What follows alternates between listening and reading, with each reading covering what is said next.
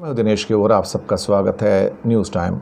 दोस्तों 25 दिन हो गए वॉर के, कोई सॉल्यूशन नहीं। रशिया फंस चुका है। अब उसकी हालत ये है कि सांप के मुंह में छछूंदर, खाए तो मर जाए, छोड़ दे तो अंधा हो जाए। अब फिर से एक न्यूक्लियर वॉर ड्रिल के ऑर्डर दे दिए गए हैं उनके द्वारा, और बहुत सारे मीडिया चैनल्स, ब्रिटेन के अंदर भी दावा किया गया है कि व्लादिमीर पुतिन अब इतने फ्रस्ट्रेट हो गए हैं, इतने निराश हो गए हैं, उन्हें लगता था कि 5 दिन में यूक्रेन को बर्बाद कर देंगे, लेकिन 25 दिन के बाद अब रशिया बर्बाद होना शुरू हो गया है, उनके नागरिक बर्बाद होने शुरू हो गए हैं, उनकी वेल्थ इरोड होनी शुरू हो गई है। उनके अंदर फ्रस्ट्रेशन है क्योंकि रशिया अपने भाई बहनों को मार रहा है, अपने बच्चों को मार रहा है। यूक्रेन का भी उन्हीं का तो पार्ट था।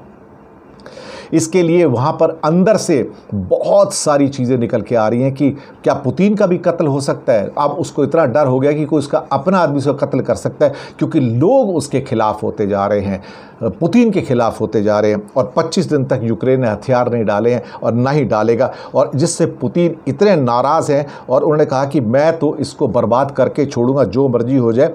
और तो और यहाँ तक हो गया है कि उसकी क्रूज़ मिसाइल भी सुनने में आए ख़त्म होने पे आ रही हैं, ये ख़त्म हो गई हैं, और वो दूसरी हाई क्लास मिसाइल से उनका यूज़ कर रहा है।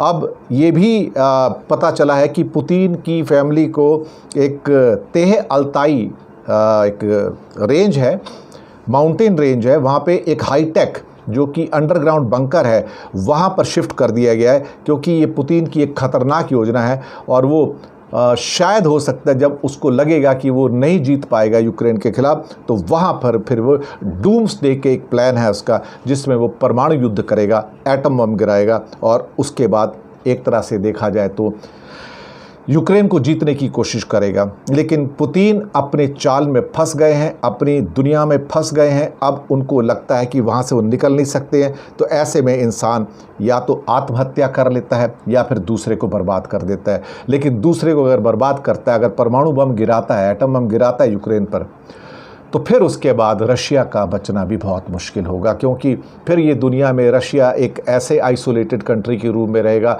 जिसको दुनिया में कोई भी कंट्री एक्सेप्ट नहीं कर पाएगा।